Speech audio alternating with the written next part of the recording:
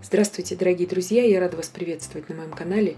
Сегодня в данном видео я делаю воздушный, освежающий, легкий десерт буквально из 3 ингредиентов плюс вода, вишневые облака. Итак, здесь у меня 20 грамм желатина. И свежий он должен быть, конечно же, хорошего срока годности. Я заливаю желатин 8 ложками столовыми холодной кипяченой воды. И просто все это перемешиваю до однородности и оставляю желатин набухнуть, чтобы он полностью у нас растворился. Здесь я замороженной вишни взяла 370 грамм, и разморозилась она у меня в этой емкости. Я пробиваю это все блендером, и получилось у меня вишневое пюре 370 грамм. Я переливаю в ковшик или же кастрюльку с толстым дном берите.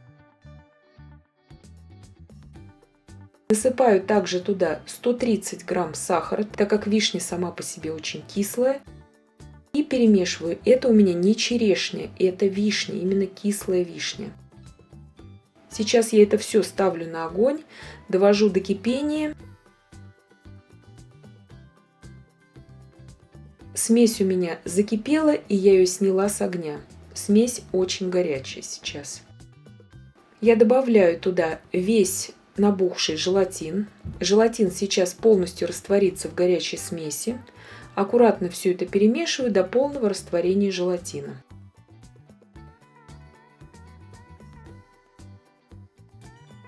Я переливаю сейчас всю смесь в ту емкость, где я буду взбивать. Я просто взяла здесь такую более маленькую емкость. Вы же берите повыше, чтобы не брызгалась, она брызгается сильно. И взбиваю 10 минут. Вот так это выглядит после 10 минут взбивания. Смесь я начала взбивать буквально горячей. Вот так выглядит смесь после 15 минут взбивания. Смесь готова.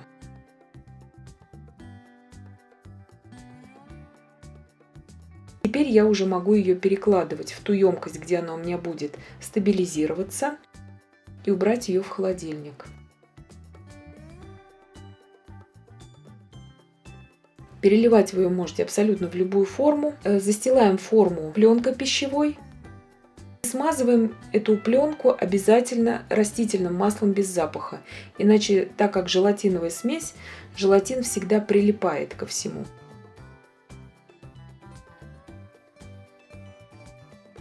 Я разравниваю, все это накрываю. Саму пленку, даже ее кончики пленки, также смазываем обильно растительным маслом, чтобы у вас ничего не прилипло. И сейчас я убираю ее минимум на 4 часа в холодильник. Оставшуюся смесь я перекладываю в кондитерский мешок. И сейчас, опережая многочисленные вопросы, которые будут задаваться в комментариях, покажу вам, как это выглядит именно в виде зефирок. Смазываю также растительным маслом поверхность и уже отсаживаю остатки той смеси, которая у меня осталась.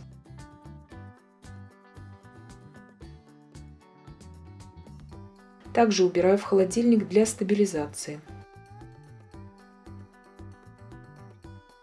У меня прошло здесь 5 часов. Смесь полностью стабилизировалась. Очень хорошо достается из емкости, так как у нас все обильно было смазано подсолнечным маслом. И перекладываю сейчас все это на блюдо.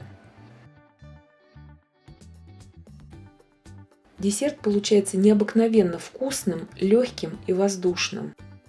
Чем-то напоминает зефир, но более нежный, более воздушный, невесомый, я бы сказала. Вот какие получились у нас такие типы зефирок. Они липнут к рукам так же, как и обычный зефир.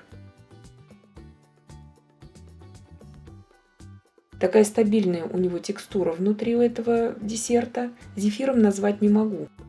Посыпаю нетающей пудрой сахарной. Вы же можете посыпать смесью сахарной пудры и кукурузного крахмала. Соединяются превосходно половинки. Также посыпаю сахарной пудрой. И смотрите, какая зефирка получилась. Она пружинит. То есть вот так вот я ее подбрасываю.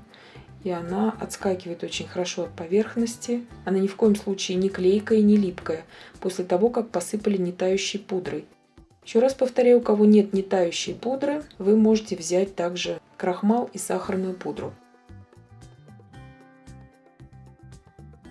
Нарезается этот десерт превосходно обычным ножом. Нож у меня здесь не горячий, ничем не смазанный. В жару, в очень сильную жару, этот десерт не тает при комнатной температуре. И вот такой десерт превосходный получается. И я надеюсь, что видео было полезным и познавательным. Подписывайтесь на мой канал, ставьте лайки, пишите комментарии. Я всем желаю больших успехов и до встречи в новых видео.